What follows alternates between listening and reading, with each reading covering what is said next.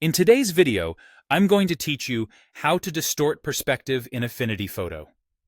Whether you're making an image look like it's receding into space or correcting a skewed photo, the perspective filter gives you a fast, intuitive way to get there.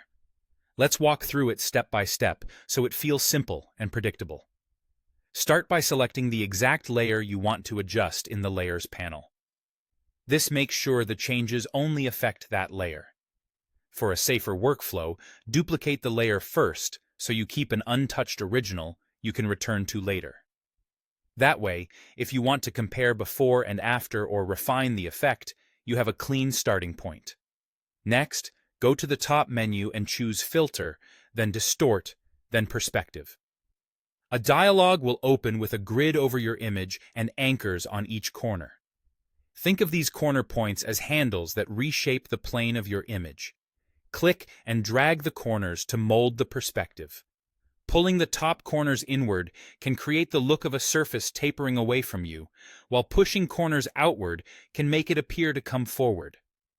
As you move the points, keep an eye on key lines in the image, like building edges or horizons, and try to align them with how you want the scene to read. Zoom in when you need finer control, especially near edges, and don't hesitate to nudge a corner. Zoom out to review the overall composition, then zoom back in for precision.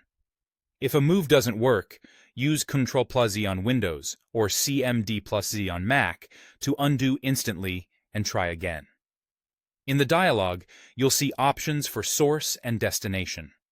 Source mode lets you reposition the grid's points relative to the fixed canvas, which is useful when you're aligning the grid to an object or surface already in your photo. Destination mode moves the image along with the grid, which can feel more direct when you want to push or pull the picture content into place. If one mode feels odd, switch to the other and see which gives you more intuitive control for your specific image. Keep refining the corners until the perspective looks natural and cohesive. Subtle adjustments often look more realistic than extreme warps, unless you're going for a stylized effect. When you're satisfied, click OK to apply the change. That's it. With a careful eye, smart zooming, and strategic use of source versus destination, the perspective filter becomes a reliable tool for both correction and creativity.